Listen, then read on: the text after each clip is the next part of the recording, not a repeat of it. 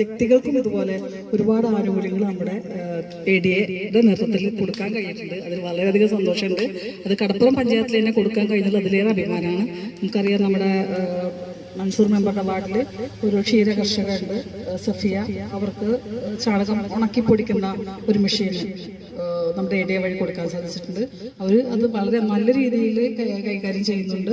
ചാണകം ഉണക്കി പൊടിച്ചുകൊണ്ട് വിൽക്കുന്നുണ്ട്. കുറേ ആളുകൾക്കൊന്നും അറിയില്ല.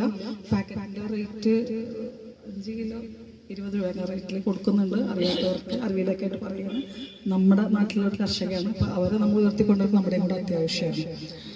പിന്നെ ഈ ഒരു കൂട്ടായ്മയ്ക്ക് മുൻകൈ എടുത്തുകൊണ്ട് ഇത് നടപ്പിലാക്കാൻ ഏറ്റവും കൂടുതൽ പ്രയത്നിച്ച കടപ്പുറം പഞ്ചായത്ത് ഭരണസമിതിയെ ഈ ഒരു അവസരത്തിൽ മുക്തകണ്ഠം പ്രശംസിക്കുകയാണ്.